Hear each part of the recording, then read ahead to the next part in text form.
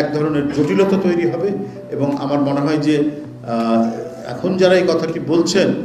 সেটা আমার মনে হয় যে এক ধরনের জটিলতা তৈরি করা ছাড়া আর অন্য কোনো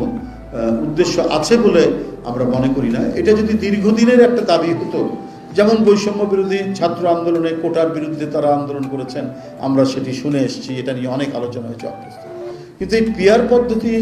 হঠাৎ করে এটা ইন্ট্রোডিউস করা হচ্ছে যে সময় সবাই একটা অবাধ সুষ্ঠু নির্বাচন চাচ্ছে, সেই মুহূর্তে এই পিআর আনুপাতিক নির্বাচন, এই নির্বাচনটা আমার মনে হয় যে এটা একেবারেই উদ্দেশ্য প্রণোদিত। এর মধ্যে আমার মনে হয় যে অন্তর্গত কোনো